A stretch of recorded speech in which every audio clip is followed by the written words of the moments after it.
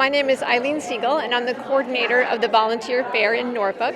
We've been doing this for about 6 years, and we had a small hiatus for COVID, but we're back at it. And what we do is we ask all the volunteer organizations in the town to come and interact with our community to find out what volunteer opportunities are available. It gets together people in the community who are just so passionate about all the things they do, whether it's ranging from the Norfolk Lions to Gillies House to rehabbing wild animals to the library, Friends of the Library, all sorts of groups who are just looking for people who want to participate in any way they can. I think volunteering is always important. I mean, you really have to get out there and be part of your community in a positive way, but certainly more now than ever for all sorts of different reasons. We need to take care of our elderly. We need to make sure that if there's an emergency, we help people understand where they can evacuate and take their pets with them, because that's what I do. Making sure that people understand about a sober home, again, rehabbing wild animals. There's just so much to really get involved with. I'm with the Literacy Volunteer Program at the Norwood Library, and it's an adult program. We serve adult students who are non-native English speakers, as well as adult students who are English language speakers. What we do is we help them learn English, listening, speaking, reading, and writing. And we recruit volunteer tutors to help them. There is a training for the adult volunteers. They have to go through an 18-hour training with us before they start working with a student. And then we ask them to work with the student for a couple of hours a week, once a week on their schedule. We ask the same of the students. We always have a very long waiting list of students, and we serve students from all around the town of Norwood. We serve, they don't have to live in Norwood, nor do the volunteers. So we always have a longer waiting list of students, and we always need volunteers to help them learn English. Some come to learn to study about this for their citizenship test. Sometimes they have to pass the GED test, especially if they're native English speakers. Or some of them just want to be able to learn to speak English better, to acclimate into our culture and our society and our community. In the training the volunteer tutors go through, they learn different methods and materials that they can use to help adult students learn English, either speaking, reading, or writing English. If anybody wants to be a volunteer tutor, you can reach out to us at the Norwood Library, 781-769-4599. That's our literacy office number. And students also, if there's any students out there, adult students that need help in learning English better, we can serve them. Even if they don't live in Norwood, we serve surrounding towns. I am the director of Angel's House and Lexi's House in North Attleboro. They're sober homes for women. Each house holds 7 ladies in each home. So these are people that have been in recovery. They've gone through programs, and they're just needing a safe environment. A lot of them have come from domestic abuse. They've had a pretty tough life, and we've been open almost 3 or 4 years at this point, so it's a very successful program. We have some pretty nice success stories. We can use some volunteers to help with landscaping, just some regular things. There's a lot of education material that they supply to on events that they run, so there's a lot of office type administration type work. There's a lot of little projects, things like that, and we're constantly looking for volunteers. If anybody was interested in helping us out, you can either call me on my cell phone or text me at 774-571-5170, or send me an email at bozza, B-O-Z-Z-A, at AOL.com. For people that are aware of the overdose problem that we're having, if you look at the display we have, there's 84 pictures up. These are people that have passed away from drug overdose. That's the amount of people that are passing away in the United States every 7 hours. So there's a lot of help that's needed, mostly doing a lot of educational. So there's always help. It's getting worse. It's getting worse, and we need to get people educated and get some help out here. New Life is a 501c3 nonprofit organization designed to take donations of gently used furniture and household goods from the community and in turn give them out to families that are transitioning out of homelessness at no charge to them. We are a volunteer-led organization. We currently only have 3 staff members full-time and 1 staff member part-time. The success of our organization depends on volunteers. Our website shows the different volunteer shifts that are available, and they run Monday through Thursday and Saturday. They range from anywhere from sorting household goods to gathering furniture or for pieces of furniture for families to receive, as well as inspecting furniture and goods that come into our space to make sure they're suitable.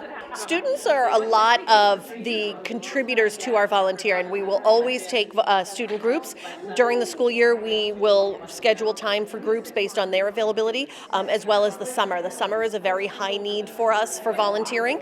Students are welcome to come in during the week or on a Saturday to volunteer, and that will ultimately help them get the service hours that they need before the school year even starts. On May 13th, we'll be running a 5K over at Medfield State Hospital. It's one of our 2 fundraisers that take place during the year, so we welcome anyone interested in walking or running the race, as well as individuals, families that may want to volunteer. We are also going to be featuring a children's fun run for ages 4 to 10. You can visit our website at www.newlifefb.org and see everything from the schedule of our volunteer shifts, as well as a description, ways to donate furniture or financial donations, and anything else relevant to the organization. We're a nonprofit organization and a federal area aging facility. We provide Meals on Wheels for people in southern Norfolk County, as well as provide home services for them, homemaking and caring. We also do protective services for elders in our area. We have 2 main areas that we use volunteers in. The first one is Meals on Wheels, and that's by far our biggest group of volunteers. We have over 400 volunteers because we only run on volunteers to deliver all the meals Monday through Friday. We also have volunteers for our SHINE program, and SHINE is trying to help elders figure out the best insurance. Every year, what is covered changes, so older adults can call in and say, what their needs are, and somebody goes through the numbers, a volunteer goes through the numbers and says, this is the best bet for you, or this is the best option for insurance. Go online at hesco.org, and there's a volunteer application on there, and they can fill that out online and just send it to me, and we'd be thrilled to have them. The Norfolk Lion is an organization that does various community events and gives back to the community and other organizations. In the late 50s, they were organized, and they help various local causes. We do fundraiser events, the Christmas trees, the Community Day, and other events to fundraise to give back to the community.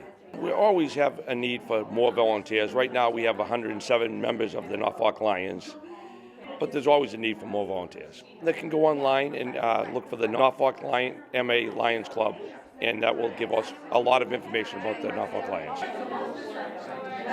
I'm the brand new Executive Director of Norfolk Community TV, and I'm thrilled to be here, and I have a very passionate interest in creating media rather than consuming it. We are a nonprofit.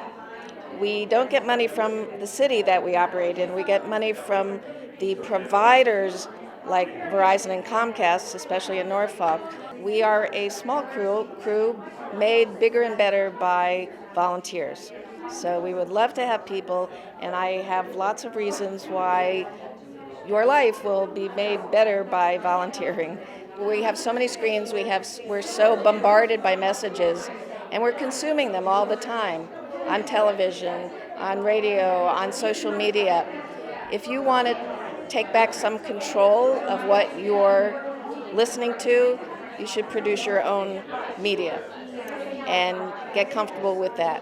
There are so many opportunities for students, and that is really our target audience for volunteering because it benefits you. You can get credit for it, you build your skills, and we would love having you here. And it's a win-win situation. It's an incredible resource to have this in this town, and we want to keep it that way. Don't be afraid of technology. Learn how to use it effectively and benefit for your career, for your life, for your confidence, and you'll be giving back to a very good resource in your community. I've always had a passion for helping people. I was a volunteer first responder, and just looking, my husband and I moved here 2 years ago, and it's been tough to meet people with COVID and get involved, but once I saw that there was this volunteer fair going on, I just made sure I had to be there. Gilley's House is a 501c3 nonprofit men's sober recovery home. It was started in 2018 in Sheldonville. It's formerly the Sheldonville Nursing Home on West Street. Barbara and David Gilmeister of Sheldonville bought the property and started a sober men's recovery house in memory of their son, Stephen Gilmeister. His nickname is Gilley, hence Gilley's House. Gilley passed away of a heroin overdose in their home 1 mile from Gilley's house in Rentham. There's different ways to get involved. You can donate a dinner, a full dinner. We have a program, it's called Suppers on Tuesdays, Thursdays, and Sundays. And you go online to our website and you can sign up to donate a full dinner for the men. It's only 3 days a week. The other 4 days they're responsible for making their own meals, and we do provide all the food at Gilley's House for 3 square meals, but they're responsible for making their meals other than these 3 meals per week. And then on Saturdays, you can sign up to do Saturday sandwiches. Same thing, it's for 22 men. You can make sandwiches, chips, and bring them to the house on Saturdays. The other way to volunteer, and this is great for students too, is do a collection for Gilley's House. With your neighborhood, with your group, you can, I have all instructions on how to do that, but a collection of like household items and toiletries and things like that, cleaning products. We also offer, once a year, we have a mother's luncheon. It's for moms that have lost a child, but regardless of how they passed away. It doesn't have to be from addiction. It's in November. It's free. We have guest speakers, and it's a day for moms to come to connect and make connections and to feel they were able to move forward with some help from support from other moms. And they walk away with some great connections that day. Visit our website. Everything's on our website. And if you have any questions, you can always call or email. There's 22 beds at Gilley's House. There's 11 bedrooms. And all of those bedrooms have been adopted and decorated by families that have lost a loved one to substance abuse. They're decorated the way that their loved one would have liked it. So we have a group of house parents that are very close, and we keep in touch with those parents, and we have different activities for them and support groups. Making a room there to dedicate, which has been many rooms in the house, parents have dedicated for their sons, because it's all males house, what they would like their room to be if they were still alive. Like Lenny was a Bruins fan, and so we basically, my wife and Joanne and I, created his room to be a Bruins room with the black and gold, the pictures, towels, anything like that looked black and gold. That was his room, and that's how most of the rooms are in there, dedicated to the sons for different reasons, musicians or whatever. The community is so generous, donating. People, anybody that it's tugged at their heartstrings. One person lost a nephew. He's donated thousands of dollars of services. Just people, anybody that has somebody, and everybody knows somebody. Has somebody that they know. Everybody does. Whether it's a friend or family member, I think everybody has somebody that they know that's not only struggling with addiction or has lost somebody. It touches everybody. It touches everybody. It's not like any other place you'll ever find. In my eyes, it's not like any other place. I don't think I'd ever would have these friendships. The men are treated with love and with dignity and respect, because oftentimes when they come in from being on the streets, that's what they don't have for themselves. The Medical Reserve Corps is actually a national organization, but we're just representing Massachusetts today. And what they do is they take both medical and non-medical volunteers to help in cases of emergency. So things like disaster and emergency preparedness, emergency sheltering, mass vaccination clinics, both for things like the flu or COVID. So that's what we do. So we educate people about emergency and disaster preparedness. We need volunteers because we need people who can help with the medical side of things, setting up an emergency shelter, administering vaccinations, helping people prepare in terms of knowing what to have at home in case of an emergency. As a veterinarian, my big thing is working with people to understand that they can take their pets to a shelter so they don't have to stay home and not leave their homes for an emergency. They can take their pets with them. You can volunteer in any way. If you are non-medical, we need people who can just do paperwork and get people into the shelter, help set up a shelter, again, pass out information. And as far as medical people, again, taking care of people either in the shelter or, again, out in the community. So doing vaccination clinics. I did COVID vaccines, things like that. We would love to have students. We've asked the Boy Scouts and the Girl Scouts because they can certainly help us do things, even just like setting up equipment or taking people's names or directing them to the bathroom. I mean, we need all sorts of volunteers in all sorts of different positions. I think everybody should be involved in emergency and disaster preparedness because it's really important to be aware of what can go wrong in your community. It doesn't happen a lot, but when it does happen, it's very much a concern.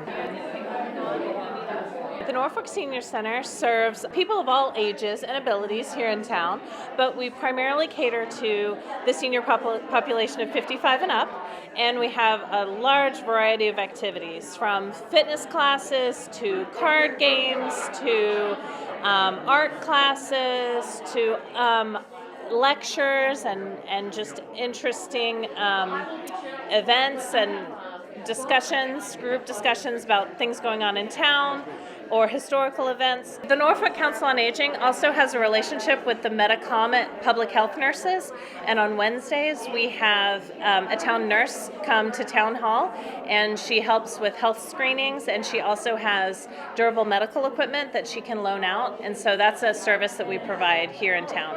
We have a lot of programming going on at the Senior Center, and so we always need people to help with ideas. If there's anything people want at the Senior Center, we would love input from outside people. We have somebody who volunteered to lead a program on classic movies. So that's a way that a person from the community got involved. We need volunteers to help with special programs. We need people to help with Meals on Wheels. We need drivers for Meals on Wheels. We also sometimes have teenagers from different programs like the Honor Societies make cards that go out in the lunches for Meals on Wheels participants. The Council on Aging is also recruiting volunteers for friendly visitors. So those are volunteers that go into the homes of some senior citizens who are homebound, and they just visit with them for about an hour a week and just provide company. There's no commitment to do driving or run errands or anything like that. It's really just a social visit so that people can have socialization and company from someone in town, and that they can stay connected and make a friend. So we're still recruiting for friendly visitors. The telephone number for the Norfolk Senior Center is 508-528-4430. Just check out our newsletter. It's also online. If you go to the Town of Norfolk town page, then you can click on Council on Aging, and then you can find our newsletter electronically there. But also every senior in town gets a mailed out copy, so just be sure to check it out and see if there's anything that you'd like to do. My organization is a new nonprofit. This is our inaugural year. It's called Return to Wild, Wildlife Rehabilitation. I'm a state permitted wildlife rehabilitator, and we care for orphaned and injured or ill wildlife with the sole purpose of getting them better and returning them back to the wild. In the United States, wildlife care is not funded by the state or federal government. It is all through public donation. So any wildlife care or activities is all funded through private donation.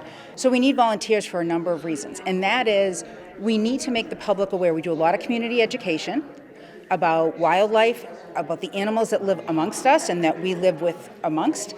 and what to do if we see them and they're in distress, when we need to intervene, when we should not intervene. What do we do when we find a baby nest of bunnies? Well, if the mom's not around, they have to come into rehab. But if the mom is around, we have to figure out and make sure that she is, and then we have to let nature be nature and let them be. And there's a million other reasons for volunteers. Social media is a big one. Graphic design. I have a number of volunteers already that are helping with animal care, actually animal care. I teach them as the rehabilitator how to feed them, how to mix formula for a baby squirrel, all of those things. We also need people, for example, students. We would love to have students.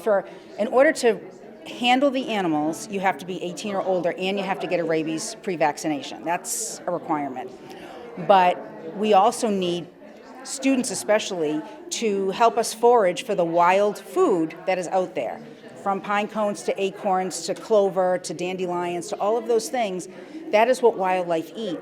And we need those things to feed them as they start to transition before release. Look at our website, which is Return to Wild, the number 2, returntowild.org, and they can read all about what we do. There's actually a volunteer access form on there, and it talks about, they can share with us, send us an email about what their interests are, and they can let us know, and we'll get back to them and have a meeting and see if it's a fit. We are very willing and very able to do any type of community education for any of the groups, either in Norfolk or beyond. We take animals from all over the state, but we get a lot of animals obviously from Norfolk and our local communities. And we do a lot of educational programs, from schools to community groups to seniors to whatnot, and are happy to come out and do that, and we do not charge. We plan to maintain about 12.5 gardens around town. So right here on Town Hill at the town hall, and the library has a lot of gardens that we maintain. And we also put in, each month we bring flowers to the library as a, for members who aren't able to garden, they can share their love of flowers in another way. We need people who can help us weed the gardens, water the gardens, and also, people who are interested in learning more about gardening. So you don't have to be an expert in gardening to join. You can be very just interested in gardens and want to learn more, and you can join. And by working on the gardens, you actually get to learn more about gardening. Go to our website, which is gardenclubofnorfolkma.com, and they can become a member. And then they can, sign up and participate in the gardens. They can attend meetings. They can help us with fundraising and different things like that. And some of the funds that we raise not only go to the gardens, but we also give a campership to Stony Brook, so kids who might not be able to afford going to camp can get some of the funds paid for them. If there are kids or teens who are interested in planting gardens or learning more about even helping choose plants, native plants that would be help wildlife, that would be a fantastic opportunity. So if they like being outdoors and getting their hands literally dirty, then it would be a great opportunity for them. Our main goal is to raise money for the library. The reason we do that is because they don't get a lot of money from towns anymore, from the state and from federal. So we raise money so they can have lots of programs to bring more people into the library, kids into the library especially. But they have kid programs, adult programs, programs for really little children. The whole idea is to be able to support the library and to support reading. We have people that help us do a lot of things. We raise membership money, and we have people that help us with membership. We also have a very big book sale for Norfolk, which is a very small town. We probably get about 25,000 books. It's a lot. And we actually take those books and we clean them and go through them and make sure they're good enough to sell. So we need volunteers to help us, either cleaning books, moving books back and forth from our storage area, picking them up in different places, picking them up in people's houses if we need them. And we need a lot of volunteers that help us do that, a lot of hands. And we set up a lot of tables, probably about 100 plus for our book sale. And they're all filled with books. And we raise money, and the money we get goes back to the library. and it gives them the ability to have programs. The best way to get involved is probably to go to the Norfolk Library's website, the public library here in Norfolk, and we have a link right on that site that will take you to our site. They also could email us at NPL. NPL is Norfolk Public Library, but that's the abbreviation we use. NPL at friends@hotmail.com. And that way they can get in touch and reach out. Otherwise, come in the library, donate to the library, fill out a membership form, and ask that you want to help with the book sale. There's a lot of different ways, and we'd love the help. Our book sale is when we really bring a lot of students in. We actually work with the Boy Scouts right now, and we work with KP Cares and some of the organizations at KP where they will send volunteers over to help us with our mailings, to help us set up the book sale by lifting boxes and moving and putting books out, and yeah, they help us with quite a bit. Friday nights is when we have a lot of dealers that come by, and it is a zoo at the book sale, and they're really good. They help us keep things in line and organized, and they're very helpful. We have them actually take books out for people who buy a lot of books, which is great for them too. So we'd love the teenagers to help us. Absolutely. We hope you volunteer with us. We hope you go to the book sale, which is April 20th and 21st of this year at the Freeman Kennedy School. It always just feels really great to help people out and give back to the community. I've just always loved helping other people. If people didn't make it out today, just don't hesitate to go online and see what volunteering opportunities there are near them.